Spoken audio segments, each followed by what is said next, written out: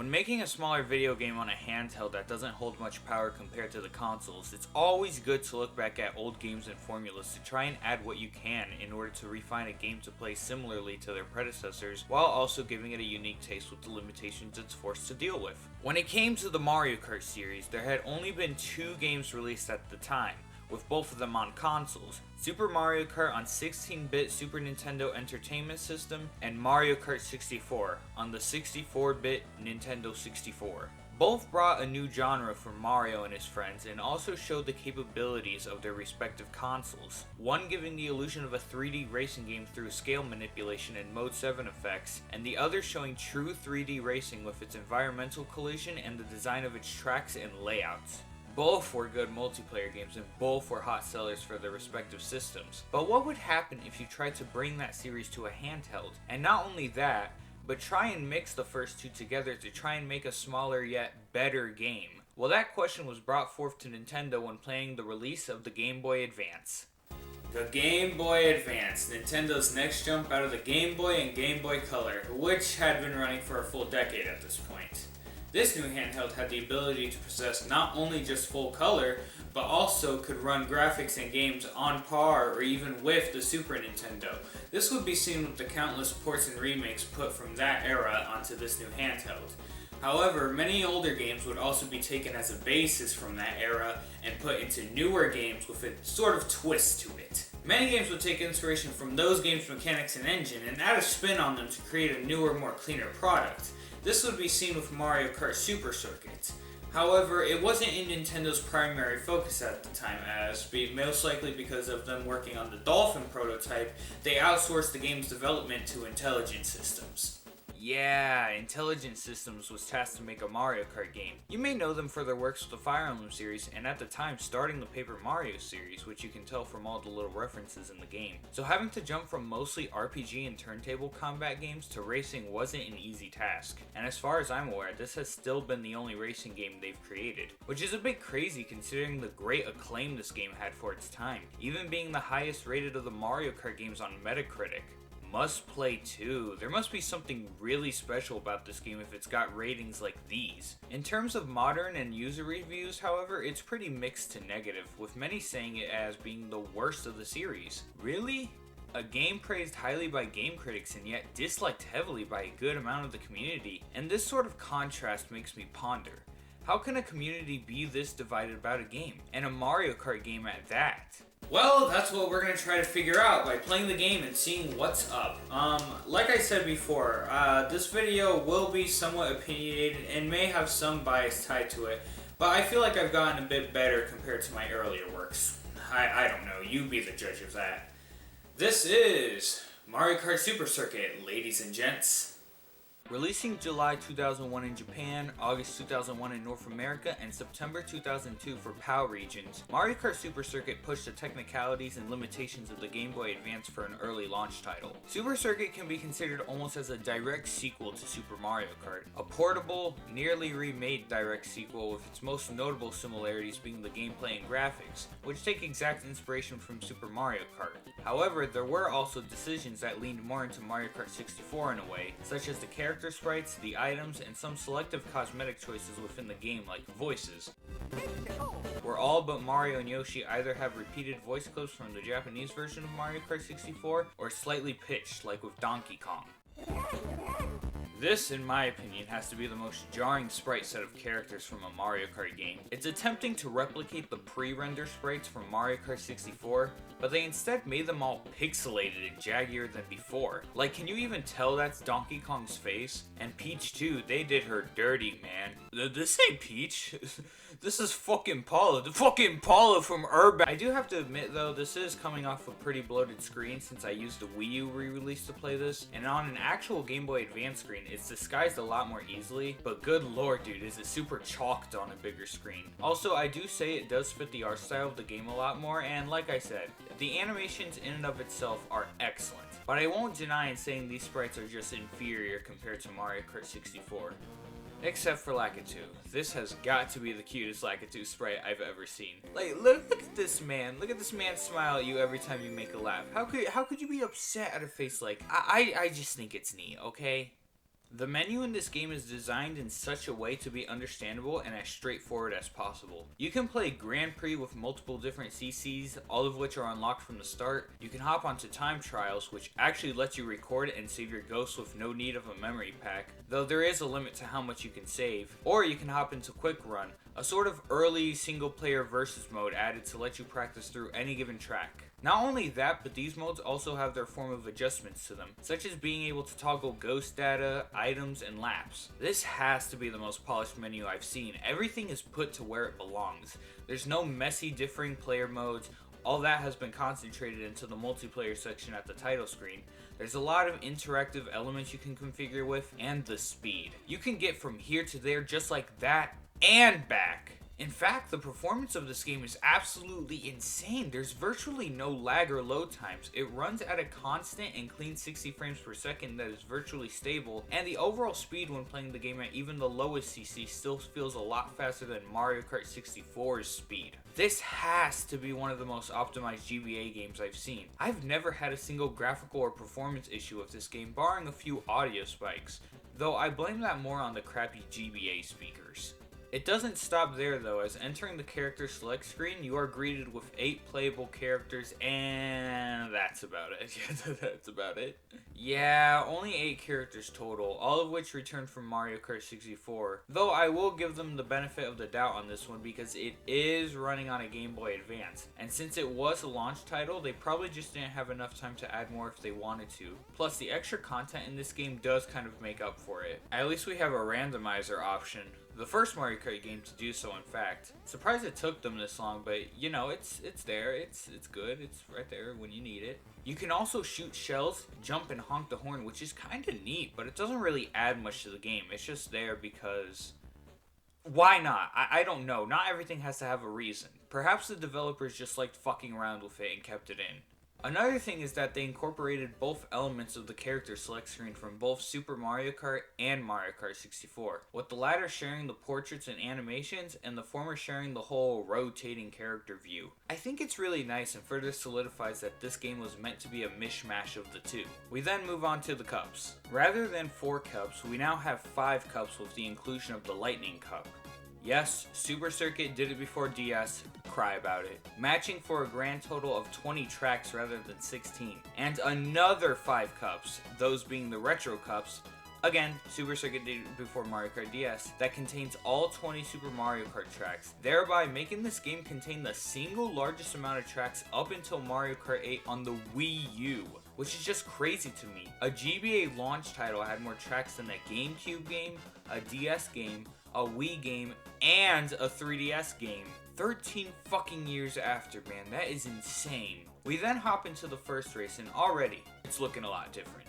As you can see, Mario Kart Super Circuit reverts back from true 3D to an elusive 3D, like how Super Mario Kart did it, but hot damn is it a lot better. The colors are more vibrant and separate, the off-roads are a completely distinct shading or color in order to stand out from the road itself, even on a stage like Choco Island or Yoshi's Desert. The scaling is actually a lot better, stuff gradually comes towards you rather than appearing tiny and suddenly becoming larger. This also makes the obstacles and hazards a lot more identifiable from a long distance, though the change of color can also be in direct play here. I think what helps overall has to be the courses themselves. Most of the new courses are built with the Mode 7 scaling and controls in mind, so sharp turns aren't as common as in the other games. Any boost panel usually have a wide distance between them and the next turn, and you always have an indicator that tells you in advance when a turn is coming up. They wanted to make sure that the experience was as playable and understandable as they could make it so, especially since it was a handheld title and the most common audience for handhelds are usually young children. But just the overall improvements are a huge step up from the days of the Super Nintendo trying to replicate the 3D illusion. The courses themselves are also just absolutely amazing and give large amounts of creativity and variety, for the most part, that hadn't been seen in a Mario Kart game up until this one. To reiterate, Super Mario Kart had a set amount of variable courses that would repeat the same assets and background while making the layout different, and just slapping a number next to it. In Mario Kart 64, repetitive track design was removed due to the ability to to render real 3D environments and graphics, which led to a lot of more unique settings, but suffered from being bland and overly simplified due to being an early Nintendo 64 title. Like, one of the best tracks in the game literally uses the exact same face of Wario as the walls in order to justify that, yeah, this is Wario's stadium. Like, sure, that's true, but simply ridding of that element leaves it being just a regular ass motocross stadium. With Super Circuit though, oh, is it a different story. Every track here has variety. You have roads of ribbon in a giant toyland, a track made for Wisconsians, a haunted pier with some spoopy mountains in the back, a native Shy Guy reservation with each passing lap changing the sunset, and a lot more. No track is repetitive, and when it does repeat a similar setting or environment, it makes sure to mix it up in a way to feel different. Whether that is changing to conditions of the weather or sky, the track design, or the background. The layout also matters, as with the changes of the controls from Mario Kart 64 and slight tweaks from Super Mario Kart, the roads are wider and the turns are often at an angle that guarantees you a drift boost if your performance is right. The environmental hazards also aren't as big or in the way like they were in Super Mario Kart, except for this one section in Bowser's Castle 4, but you can time hops over them with relative ease, so it's not the worst. Another thing about the tracks are its secrets that take advantage of the game's techniques and physics. These have to be the best official shortcuts in any Mario Kart game. It feels like almost every track has some form of shortcut or skip in it. Yeah, you might have stuff like lap skips and ZZMTs that take advantage of glitches or external issues like a worn out D-pad that only speedrunners use, but you also have shortcuts that are actually fairly easy to do so long as you have experience with the way this game controls. Take for example Lakeside Park. Rounding near the end of the course, you have a spiral section that leads into a boost ramp. Now you can either just take the boost ramp to hop over a part of the track you just drove past on, or you can risk trying to reach the boost panel before the ramp in order to obtain a higher speed, then hit and bounce off the boost ramp, then hit and bounce off another small boost ramp hugging the lake's walls, and landing on the road to make it right across to the finish line. There you go, you just skipped a good 10% of the track and all you had to do was line up your landings. If you want something more easier, look at Rainbow Road. The sides of the tracks use bounce ramps rather than walls, and right here, you can skip a good portion of the track by simply mushroom boosting towards the wall. No timing or nothing. This, along with the way items work and the new AI, which do use said items but have no rubber banding tied to them, allows for a lot more strategy mixed into an otherwise luck-designed game. And this in turn can make the game a lot more easier than probably intended, even for casual players. I suppose this might be more of an intelligent systems thing since they often deal with games bouncing on all aspects because of their roles in designing RPGs, and also because the game literally after gets rid of anything like this. Now that's not to say all tracks are designed flawlessly. For one, to go back on Lakeside Park, you have these two sections with bounce ramps that can throw you off the road if you drive right into them and put you back into a lower position. Though I can understand the first section since it can lead you to a stronger bounce on the ramp and they obviously had to add some risk to that reward. The second one is just unnecessary. You literally get thrown off for trying to drift against the corner. Dick move, y'all. Blue Lake also has these weird invisible bridges that are so thin it's almost very much a risk driving over it, and the reward isn't much provided that it's not on time trials, because on Grand Prix this is about as useless as a glass hammer. Seriously, just take the normal route, you're not going to outrace the AI using this path. Otherwise, almost every new track here is a hitter, with a slight exception for all Bowser castles but 3 and Snowland. Though I can give some leniency for Snowland because that has one of the best songs in the game.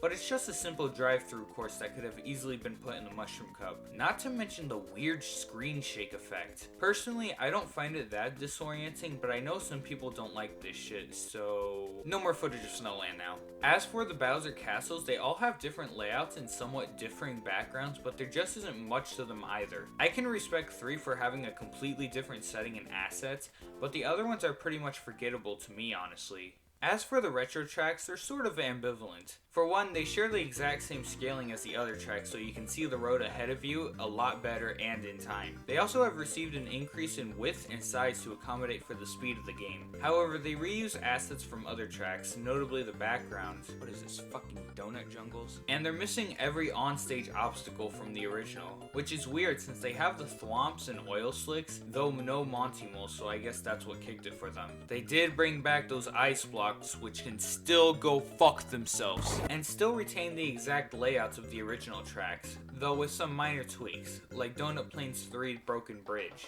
Donut Plains 3 might honestly be the biggest alleviator of all the Super Mario Kart tracks, simply because the increase in width along with the removal of Monty Moles make this track a lot better to deal with. Now, instead of having to force yourself to either go through pebbles or Monty Moles, you can now either go over the pebbles, cutting the corner but risking your control over the car or a drift, or you can drive over the empty part of the turn, maintaining your drift and control but being forced into a wider turn because of it. This is honestly a good trade-off rather than just choosing between shit and even more shit. Also, the Broken Bridge has a bounce ramp attached to it, guaranteeing a leap over the gap full of water and also being able to do shit like this.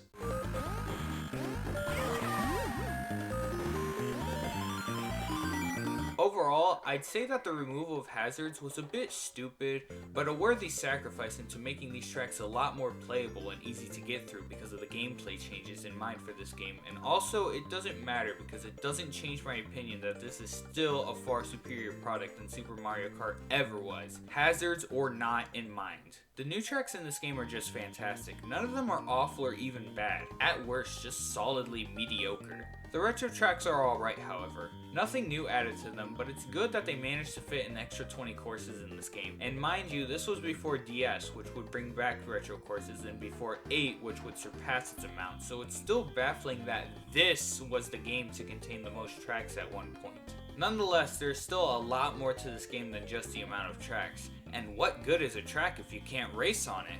Building off the style of Super Mario Kart and being optimized on a Mode 7 plane, Super Circuit returns to the exact control style for Super Mario Kart. Though there is a negative to this, we'll get into that later. For now, we'll talk about the step up of the controls compared to the problems they had in Super Mario Kart. Also, I won't be correlating it too much with Mario Kart 64, barring one or two kinds of mechanics, since Mario Kart 64 had a completely different control design. Super Circuit perfects the controls from Super Mario Kart and turns it from mud-infested steering and inconsistent drifting to a tight, on-the-nose steering with near-frame-perfect responses on the drifts. Your input and the game's responses feel nearly one-to-one, and along with the sharp accuracy, makes this, in my opinion, one of the tightest and best controlling Mario Karts imaginable. And that's a hard thing to admit given some of the later games and how they input. But there was never a point where my drift boost wouldn't be given when making a strong turn, nor a point where my turning felt inaccurate and I slid hard off the road and either into an offstage zone or just off the track. Every single one of my inputs were exactly one-to-one, and I was playing this on the Wii U version, mind you. So imagine playing this on a Game Boy Advance. Well, I can already answer that myself. Really, the only issue was that just like in Mario Kart 64, you could sometimes randomly spin out if you're steering too hard without being in a drift animation. But this only happens in 150cc, so it's nothing to worry about too much. Along with this, some mechanics from Mario Kart 64 do make a reappearance. For one, drift boosts actually show signs. You have a trail of clouds appear when in a drift, and when it's done, you'll get a flash of blue on your car along with a speed increase for a good second, indicated by the engine roaring louder and also you going faster. They also brought back that musical note trick from 64. However, unlike that game where it was inconsistent and sometimes just never working, it's a lot more consistent in this game as far as I can tell. You cannot brake beforehand when running into a banana or hazard, otherwise you automatically go into a spin. It's best to just keep accelerating to it, and when hit, you'll notice your character swaying, and between that point and before the spinning animation is when you can activate it. Though I'd like to mention that a majority of my races were with Luigi, I did play with the others on Quick Run, and from what I can gather, Mario, Luigi, and Yoshi all had the exact same form of drifting and handling, sharp and responsive. Toad and Peach had a stiffer form of drifting and handling, which I can't explain well, but after a turn, it feels like they immediately straighten themselves in the direction they were facing, if that makes any sense. While DK, Wario, and Bowser have slippery drifting and handling, with Bowser being exceedingly more noticeable. It's like after a drift, they don't regain forward momentum and keep carrying a bit of side momentum, which can throw you off if you're drifting near a wall or offstage zone. So make of that what you will. Despite this, I still never really felt a major problem with any of them, as irregardless of their different speeds, handling, and weight, they all still reacted to my inputs down to the frames. And I do appreciate the amount of optimization put into this game to make it feel exact. Another system refined in this game are the items. Every item appears from Mario Kart 64. Well, almost every item. Banana bunches, golden mushroom, and weirdly enough, the fake item boxes don't make a return. I can understand the removal of banana bunches since, you know, some of these tracks aren't accommodated for 5 fucking bananas and then some.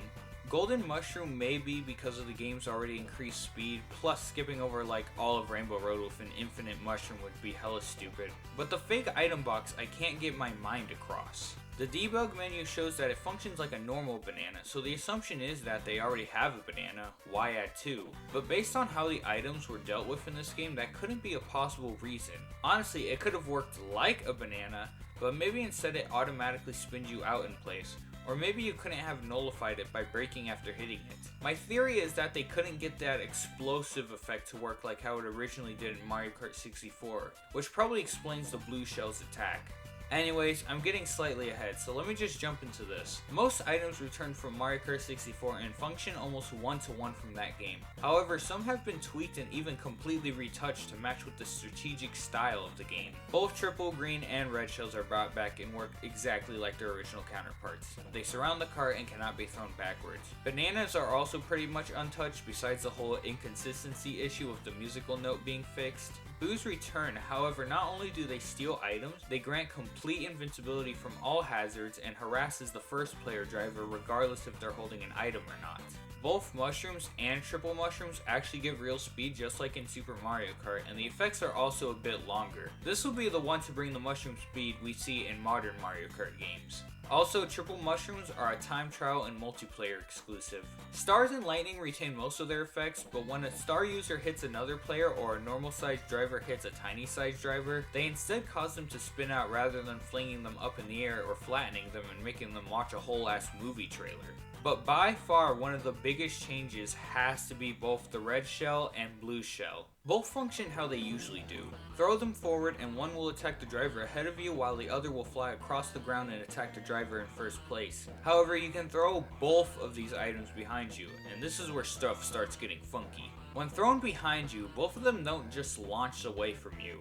Instead, they sit in place and wait until a driver passes by, or for the blue shell, the driver in first place passes by. From here, they will make a signaling noise telling you of their arrival and follow right on your tail. Now at this point, if you're slow or on the off stage, you're getting fucked, there's no way around it.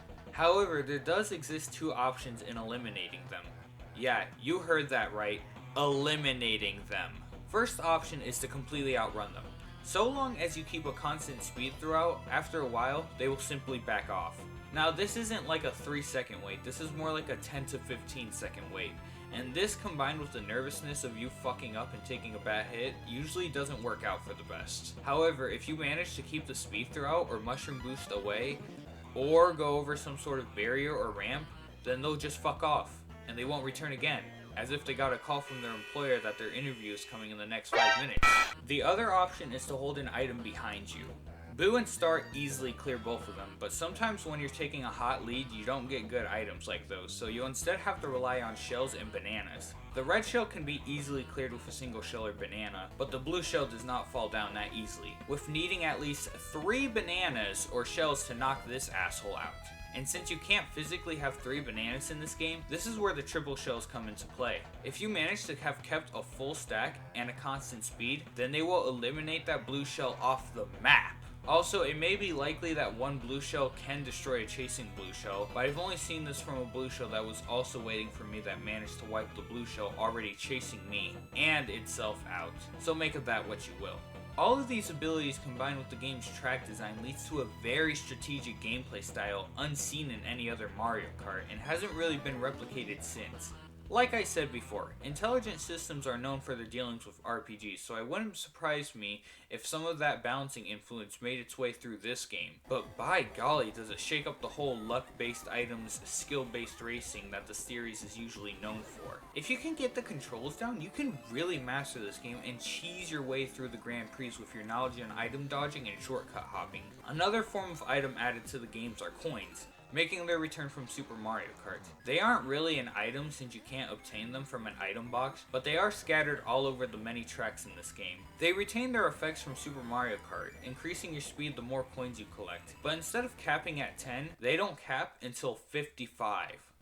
55!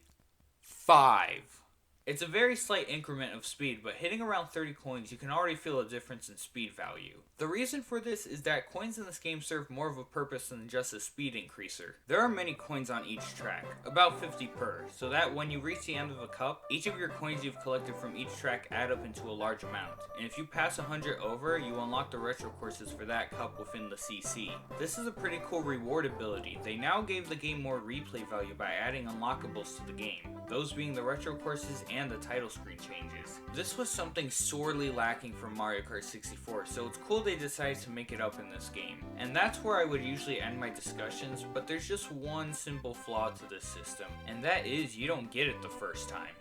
For some unknown reason, if you play a cup your first time and collect 100 coins, you don't unlock the retro cup. You have to obtain a gold trophy first and then replay the cup again, collecting 100 coins to finally unlock the retro cup for that cup. Not only do you have to do this for each of the 5 cups, making you play the game 10 times over, you have to do this for all the cups in each engine, which can total your playtime from just 10 playthroughs into 30.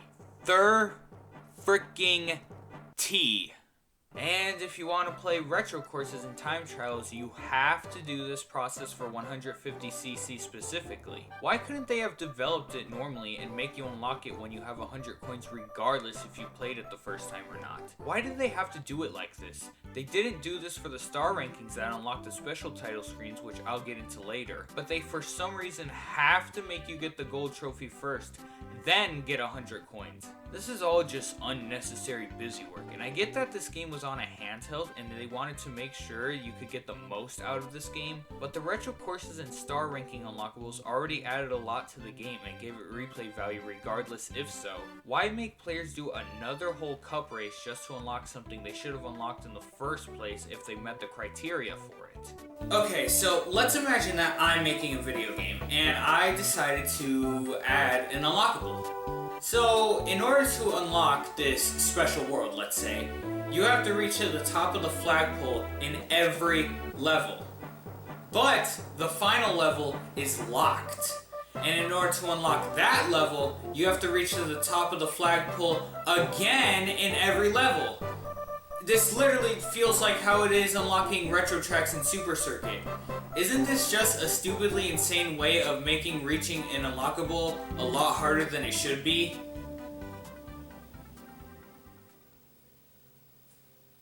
Along with trying to unlock the retro cups, another thing you can unlock are special title screens, one with a sunset setting and another with a starry night setting to it. These are simply cosmetic changes with the exception of the Starry Night title, which plays a different motif for the beginning part of the song, and simply shows that you snagged all the new cup stars in this game. However, doing that process is easier said than done. For the sunset, all you have to do is get all gold trophies, which is simply done by getting first place in all the cups by the score points. Really, this only takes a 15 cup run to complete. For the night version though, you have to get 3 stars on all cups containing the new tracks, which would take a simple 15 cup run to do, and in fact, if you play your cards right, you can skip straight from the day title screen to the Starry Night title screen. But of course, it's just not that easy. Unlike in later games, the star ranking system is based on various merits and adds those together to determine what ranking you'll receive. This is why you can get a gold trophy and also a D on the same cup. This rank system would become the standard of the series with many in-game codes and explanations on how to achieve a better ranking. But for this game, nothing like that exists, and everything so far as I can tell is all speculation. But from what I've read, it seems like Super Circuit might have the most difficulty of any sort of star rank system in the series, discrediting and deducting points for even trying to play the game the way it's supposed to be played, and forcing you to accept a more pacifist/defense style of gameplay while also achieving quick time results. Using too many items and attacking is not allowed according to the ranking system, and you cannot break or let go of the acceleration button whatsoever, or else points will be deducted by the millisecond. Also, if you fall off or use a life to retry, at that point just quit the damn cup and start over, because Lord knows you ain't getting a single star with that option. However, one of the worst point deductions has to be the offstage deductor. Just like letting go of the A button, going offstage will deduct your points by the milliseconds. And although that may seem somewhat justified in order to keep yourself on the road, there are some tracks that will force you onto an offstage zone at some point in the track. The retro track, specifically the Retro Lightning Cup, is damn near impossible to obtain a 3-star ranking. I've tried over and over effortlessly to obtain 3 stars on this cup. I even tried performing ZZMTs at one point, which is pretty damn hard when your D-pad isn't worn down, and I still couldn't get it. And you wanna know why? Because it's fucking impossible! Koopa Beach requires you to drive off into the water to reach the smaller islands, and Choco Island 2 has that huge fucking mud pit in it that makes you drive like you're literally on mud. And these do count as offstage zones to the game and will deduct points from your ranking. And that's just completely bullshit, man. Unless you have some sort of cheat to activate 3 stars or are a ZZMT master, it's just simply not possible to achieve that good of a ranking even if you're well experienced at the game. This cup just doesn't allow for it, and that sucks dick. And I mean, it sucks dick. Honestly though, despite my complaints, these are rather minor points, and unless you're really looking forward to unlocking the alternate title screen, there's not really a reason to 3-star rank everything. In fact, it's completely optional to do so for the Retro Cups because there's nothing tied to them. No unlockables, no secret screens, just nothing. I will admit though that the coin reward system is pretty garbage, and I wish they changed that during development. But the way they implemented it makes it seem like it was more than intentional, just to keep the game running longer. My main 2 problems with the game, however, and the ones that had a lasting effect on the game's waning popularity and its polarization within the Mario Kart community, are its controls and multiplayer, or more specifically, the getting into the controls and the accessibility of the multiplayer. Now, it might sound weird hearing me say that about the controls, considering I just said earlier that the game has some of the tightest and sharpest controls in the series, and that is definitely true. But if you also heard earlier, I mentioned that the controls also take inspiration from Super Mario Kart's controls. And if you don't remember the issues I had with Super Mario Kart controls, it's that these controls are vastly different from the rest of the series controls. Though most Mario Kart games do feel different, they all match with 2 things that make going between them a lot easier than going back to these 2. An analog-based steering and the ability to hold control over your drifting. And that's what plagues Super Circuit from having a more accepting player base, because why play a game that reuses the same control design as Super Mario Kart, which, if you don't know, kinda sucks. When steering, you don't have a leniency on how you steer. You don't get a precise angle on the direction you aim for.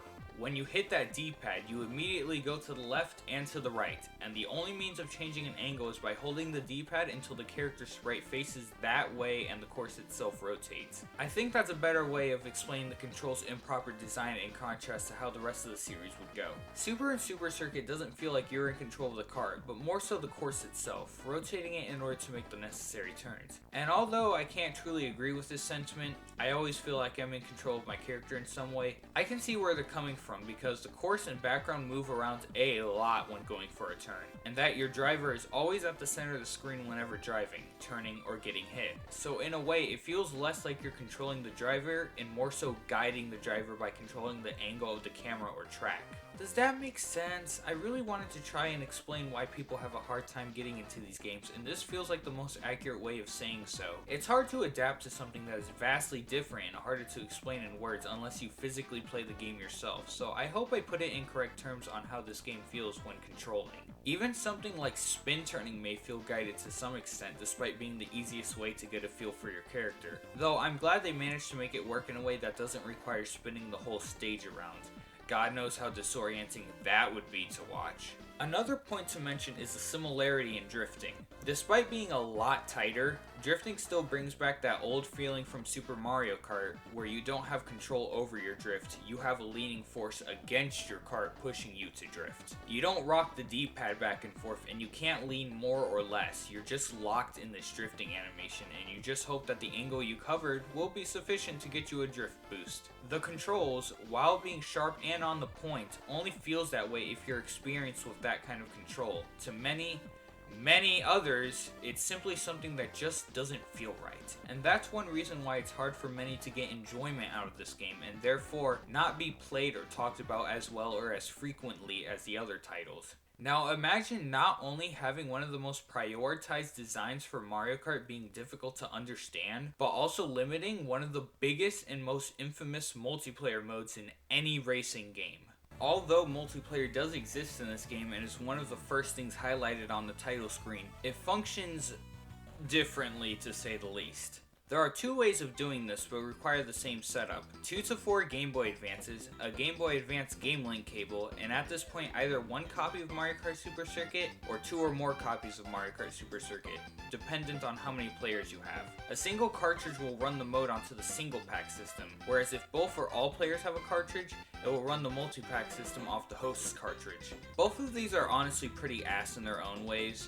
Single pack heavily restricts the content that can be played. All players are locked to only colored Yoshis, they can only play Versus Race, and the only cup in Versus Race isn't even a new cup. It's literally the Retro Mushroom Cup. And if you want to play more, then too bad. Get more GBAs and copies of Super Circuit. Not to get ahead, but just to mention that despite also limiting some access to content, at least DS and 7 let us play with 2 cups, both new and retro, and also the battle mode. How are you going to forget the battle mode? The most idolized multiplayer mode in the series, and a mode that literally gave birth to the series in the first place. Ho ho ho, but it doesn't end there. Now we get onto the multi-pack system. Now what could possibly be wrong with the multi-pack system? What could possibly be such a big issue with a multiplayer selection that lets you race with any chosen character and on any cup and any track desired and gives you access to the battle mode? What could be the issue? Well, if there wasn't an issue, I wouldn't be mentioning this part of the game. But alas. For one, the battle mode is underwhelming. I guess it's an improvement over Super Mario Kart, but that's really only because of the new maps, which by the way, there are only 4 to pick from. And what's even more annoying is that they did plan to add the original 4 Super Mario Kart battle arenas, but didn't include them in. And I just can't wrap my head around why. Why did you skip out on this? It's not that they didn't run out of space because they are hidden in the game's data and can even be played on too. Like yeah, there's still flat battle arenas, but at least there would have been more options to choose from. Now, maybe I'm being too harsh on the game. Like, come on dude. It's an early launch title Game Boy Advance game that doesn't hold as much space or RAM as a Nintendo 64 game. And I can't hold too much of a grudge against it because it's focused solely on the single player aspect of the game as that was its design core at the time. But it's hard seeing a game deny adding more to the multiplayer mode, especially in a series well versed in that spectrum. But really, my only problem with the multi-pack is less of the content because, you know, everything isn't locked, you have all the content needed for a multiplayer mode, but more so the accessibility still. The fact that you need, at max, 4 Game Boy Advances, 4 physical copies of Mario Kart Super Circuit, and even 3 extra Game Boy Advance Game Link cables just to play a more diverse set of multiplayer modes is just crazy to me. And you needed all of this because if even one person doesn't have a cartridge, it will not load up the multi-pack. You cannot expect the players to be able to afford all of this just so they can play what they already have on the cartridge plus the battle mode. And if you were thinking of playing this on a GameCube, whether to record or to have a higher definition quality, then that also means having to buy a GameCube, Game Boy Player add-on, a Game Boy Player disc, and a GameCube to Game Boy Advance link cable. 4 of them. And if you want to play on your own screens, then you need 4 GameCubes, 4 Game Boy Player add-ons, and 4 TV monitors. Why? Why does a multiplayer Mario Kart have to be so expensive and complicated? Even if you're not aiming for a TV or GameCube setup, you still need at the very least 2 Game Boy Advances, 2 physical copies of Mario Kart Super Circuit, and the Game Boy Advance Game Link cable just to experience a full content multiplayer mode with one friend. It's a shame that they still repeat this sort of process for Mario Kart DS and Mario Kart 7's local multiplayer, but at least that gives you the battle mode without needing 4 whole ass cartridges, and you also can connect off from wireless play rather than having to buy extra cables to do so. And you know, it's a shame, because had it not been for the control and multiplayer issues, this game would likely be held up positively by Mario Kart fans, rather than discarded as just another Mario Kart game or the weakest / worst one. Maybe that Metacritic rating would have lived up more had it not been for these issues that hold back a majority of players from really trying or experimenting with this game. I do believe that this game is actually a great game. I even like it more than the ones before it, and think of it as one of the top 4 greatest Mario Kart games. It set a lot of things that would become standard for the Mario Kart series, improve upon the flawed design choices of Super Mario Kart, and implemented features from both games that created this unique style of gameplay unlike any other Mario Kart game seen. And it has a pretty damn good soundtrack for a Game Boy Advance game. It seems that for the most part, Super Circuit is actually rather pristine in design, with very little issues holding it back from the game itself. With its main gripe, one that is very, very troublesome, being the accessibility problems. You can make an absolutely perfect and unblemished game, but if you have problems with it being accessible, then it's just going to be beat out by some other game that does something similar, but makes itself more accessible. Failing to reach and obtain a critical audience eventually led to this game falling into obscurity and just being known as the first one on handheld. Despite this, if one can get past the accessibility problems, this game is actually pretty freaking solid and holds a lot of content to it compared to other early title Game Boy Advance games. You can tell Intelligent Systems really wanted to impress Nintendo with this one by showing what they can do with a genre that they've never dealt with before, and it paid off. Not in a, well, we'll let you make it onwards kind of payoff, more of a, look what we can do for our first time payoff. Either way, I would recommend playing Mario Kart Super Circuit. It has an absolutely fantastic single player mode to it, and if you can master the controls, it's actually a really fun game. Plus, it's portable on the Game Boy Advance. If you're looking at it with a multiplayer aspect in mind, then it's probably in your best interest to skip this one, unless you have a few $100 laying around. As hard as that is for me to say. Mario Kart Super Circuit sold nearly 6 million copies during its lifespan, becoming the best-selling Mario Kart and Mario game on the Game Boy Advance, along with being the best-selling non-Pokemon game on the Game Boy Advance. It obviously had decent popularity, though only for its time before the release of Double Dash and later the release of the superior Mario Kart handheld product, Mario Kart DS. Though, let's not get too ahead of ourselves. Double Dash is just around the corner, and my oh my, will it be something else. Well, until then, this has been a hefty analysis on Mario Kart Super Circuit, and if I have any final words to say, it's that this game is literally a superior version of Super Mario Kart, and that's just the truth, Your Honor. Now, if you're willing to, go play yourself some Mario Kart Super Circuit, because there will never be another Mario Kart game like it.